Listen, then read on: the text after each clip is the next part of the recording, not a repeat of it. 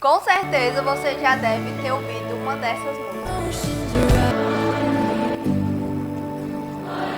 Mas você realmente conhece a história por trás da Hillsong? No vídeo de hoje iremos analisar o livro Chega de Palcos e Holofotes, a degradante cultura hillsongiana na igreja local, do pastor Pedro Pamplona. Antes de começar esse vídeo, se inscreve no canal, deixa o seu like, comenta aí e compartilha com mais pessoas. Fique até o final para não se tornar um herege.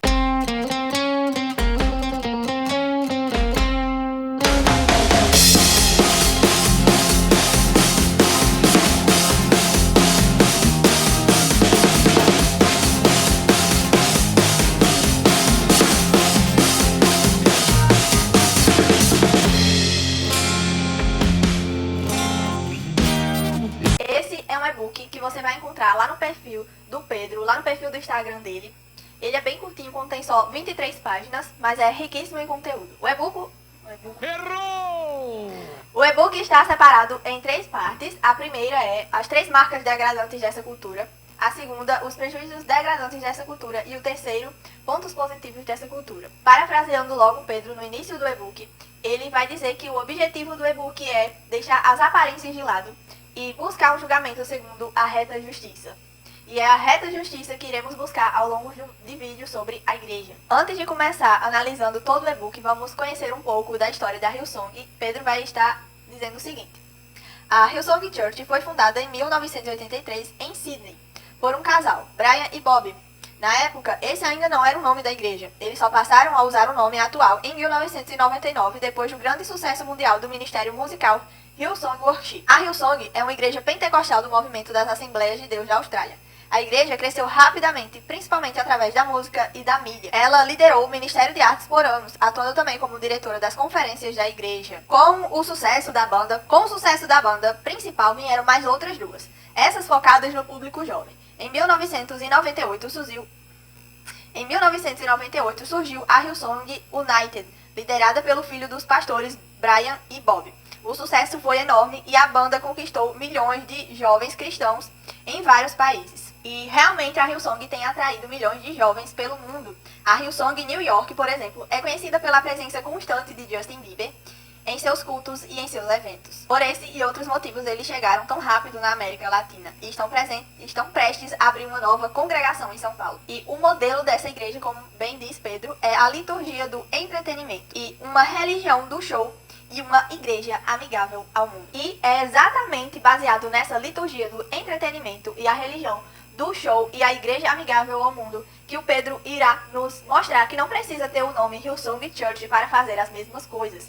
Ela pode ser uma igreja assembleia, uma igreja batista, uma igreja presbiteriana, mas qualquer igreja, quando levada pelo entretenimento, está sujeita a deixar o verdadeiro evangelho, a doutrina verdadeira, e se basear em teologias mundanas com o intuito de atrair almas. E para isso vamos começar a analisar o primeiro ponto. O primeiro ponto é as 3 marcas degradantes dessa cultura. As 3 principais marcas que mostram o quanto essa cultura é degradante começa na busca incessante de tornar a igreja, primeiro, amigável ou sensível ao que busca. O que isso quer dizer? Esse é o movimento de atrair e usar métodos para fazer com que incrédulos e pessoas produzam uma falsa conversão e permaneçam na igreja. A música é o principal meio para conseguir alcançar esse objetivo. Músicas sensíveis, músicas que mexem com o nosso emocional, para conseguir alcançar esse objetivo. Músicas emocionais que parecem estar falando conosco. Geralmente essas músicas andam de mãos dadas com as pregações, sempre muito emocionais e sempre que dizem que somos vencedores e que Deus tem uma promessa para nós. Raramente você vê uma exortação nessas pregações. Raramente você vai encontrar pregações contra o pecado. Nessas igrejas sempre impera a cultura do louvor e a adoração para o prazer e afagar o ego dos não regenerados. Pedro cita um dos defensores desse tipo, que é o John Burke, em seu livro Proibida a Entrada de Pessoas Perfeitas. O objetivo desse livro é incentivar a cultura do venha como está na igreja local, sem a necessidade de arrependimento ou novo nascimento. E essas questões nós veremos depois. Isso é uma tremenda estratégia de Satanás, criando uma igreja ao gosto do cliente e não segundo a palavra de Deus. Igrejas assim geralmente tendem a desprezar que Deus tem estabelecido uma ordem e uma organização pré-estabelecida de como ele deseja que seja a sua adoração, de como sua adoração seja feita. John MacArthur vai dizer o seguinte a respeito desse assunto. Biblicamente falando, Deus é soberano, não um incrédulo que não frequenta a igreja. A Bíblia e não plano de marketing deve ser o único guia e autoridade final para todo o ministério eclesiástico. Em vez de acalentar o egoísmo das pessoas, o ministério da igreja deveria atender às verdadeiras necessidades dela. Como muito bem diz Pedro, a igreja não foi chamada para se comprometer com o bem-estar dos incrédulos e nem a adoração pública está livre para se adaptar aos desejos de uma sociedade secular. A igreja é a comunidade dos santos comprometidas com a adoração santa, e isso quer dizer que tudo deve acontecer de acordo com a santa revelação de Deus e a sua palavra. Como bem diria Paul Washer, é uma igreja que busca métodos carnais para atrair pessoas carnais. E essa igreja precisará continuar sendo carnal para manter os seus membros carnais. O segundo ponto é uma igreja centrada na música. Igrejas que costumam ser centradas na música acabam se tornando fracas e analfabetas teologicamente, quase ou sem nenhuma alimentação da palavra de Deus.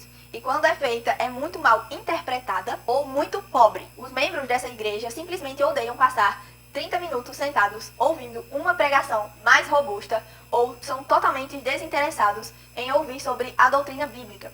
Embora arrogantemente eles se achem conhecedores e por vezes zombam e afastam e aniquilam aqueles que discordam de suas ideias e os classificam como em uma teologia pobre ou hereges. A música é um forte aliado dessas igrejas, pois ela tem um grande poder de mexer com as emoções do ouvinte e trazer uma falsa sensação de quebrantamento. A música traz uma falsa sensação de relacionamento momentâneo com Deus e é falsamente motivada a satisfazer os corações dos carentes da palavra. Na maioria delas é mesclado com a grande heresia. Se você sentiu algo, um arrepio, uma sensação durante esse louvor, é porque o Espírito Santo está falando com você. Pedro vai dizer o seguinte: igrejas assim costumam ensinar não a pura doutrina bíblica, mas adaptações bíblicas às necessidades percebidas dos membros. Costumam não ensinar teologia, mas princípios bíblicos seculares, de liderança e resolução de problemas. Costumam não olhar para o passado e tradição do protestantismo histórico, mas buscam se adaptar cegamente a um presente e futuro da sociedade secular. Pedro ainda vai citar Mark Dever, que vai dizer, com toda razão, que uma igreja construída sobre a música, seja qual for o estilo, é uma igreja construída sobre a areia. Ele ainda vai citar Augusto Nicodemus, que precisamente analisou esse movimento dizendo: nunca cantamos e tocamos tanto e nunca fomos tão analfabetos em relação às escrituras. O terceiro ponto desse primeiro ponto é uma igreja pragmática. Com certeza, depois de apresentar todos esses pontos, você já deve ter dito: o que importa é que essas igrejas estão ganhando almas. E nós chamamos isso de pragmatismo. Pragmatismo, a filosofia pragmática foi popularizada no final do século XIX e tem as suas raízes no darwinismo, humanismo e relativismo. O pragmatismo define a verdade como aquilo que é útil, ou seja, que obtém resultados desejados. John MacArthur vai falar o seguinte sobre pragmatismo. Pragmatismo é a noção de que o significado ou o valor é determinado pelas consequências práticas. É muito similar ao utilitarismo, a crença de que a utilidade estabelece o padrão para aquilo que é bom. Para um pragmatista utilitarista, se uma determinada técnica ou curso de ação resulta no efeito desejado, a utilização de tal recurso é válida. Se parece não produzir resultados, então não tem valor. E como esse pragmatismo funciona no meio cristão? Pedro vai dizer o seguinte: no pragmatismo cristão, o aparente resultado da aceitação da mensagem é que define quais métodos valem para anunciar a mensagem. Essa ideia anula a verdade bíblica de que Deus tem os seus próprios métodos e que esses são julgados somente pela sua vontade. Esse pragmatismo é visto de maneira mais nítida nos ministérios de evangelização e ação social, seja por meio de apelos, contagem de convertidos, quantidade de doações ou participantes. O segundo ponto que Pedro vai destacar aqui no e-book é os prejuízos dessa cultura.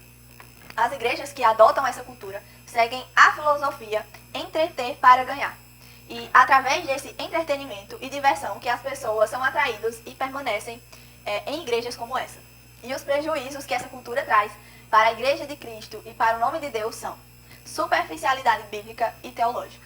Igrejas que adotam essa cultura geralmente são igrejas que vivem uma superficialidade bíblica ou teológica. Elas não possuem uma doutrina, uma confissão de fé mais consistentes, além de ter uma aversão a tudo aquilo que exorta o seu comportamento antibíblico. Elas possuem uma mentalidade antidoutrinária, que marginaliza o estudo profundo da Bíblia e teológico. Geralmente pessoas mais instruídas, por vezes, são excluídos e levados ao ridículo ou ao descrédito se a Bíblia não é a autoridade e se não existe um estudo profundo, o que é que elas veem nas pregações. O ensino da palavra dessas igrejas são amigáveis e adaptados ao gosto das pessoas. Sempre mensagens de ego e palavras positivas.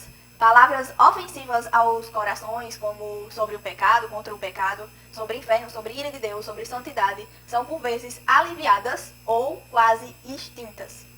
Essa cultura ignora que a palavra de Deus é proveitosa para instruir perfeitamente todas as pessoas. Ainda nesse ponto, Pedro traz uma citação de Renato Urvagens que eu não poderia deixar de fora. São algumas razões pelas quais os evangélicos abandonam a escritura e o seu teor doutrinário. O primeiro ponto da citação de Renato Urvagens é o seguinte: preguiça dos pastores no estudo e preparação dos sermões, trabalham mais como gerentes de empresa. O segundo é o pragmatismo religioso. O terceiro é o abandono da EBD ou transforma-na em treinamento secular de métodos pragmáticos. O quarto ponto é a difamação da teologia. O quinto ponto é a mistificação da fé e sensitismo experimental. O sexto ponto é a aversão ao estudo profundo das doutrinas bíblicas, aliado a isso o misticismo e a valorização das experiências subjetivas. E o sétimo ponto é centralização na música e o pragmatismo. Afastam as pessoas do conhecimento bíblico e reduzem o tempo da pregação e ensino. Para essas igrejas, é como Paulo vai dizer lá em 1 Coríntios 1:23. Mas nós pregamos a Cristo crucificado, escândalo para os judeus e loucura para os gentios. Para eles, Cristo, a pregação autêntica do Evangelho, é loucura. E nessa cultura, a vontade do mundo e a sua filosofia valem mais do que a palavra de Deus. Como destaca Pedro, é um vírus mortal. O terceiro ponto, dentro desse segundo ponto, é as falsas conversões. Com a superficialidade da doutrina bíblica e a repulsa pelo aprofundamento teológico, começam a surgir conceitos errados mais básicos sobre fé e salvação. E entre esses conceitos errados, vai entrar a mensagem de salvação meia boca, como ele vai dizer. E aliado a isso, um alto índice de falsas conversões. Conversões essas que são testadas pelo famoso apelo e pela famosa oração repetitiva.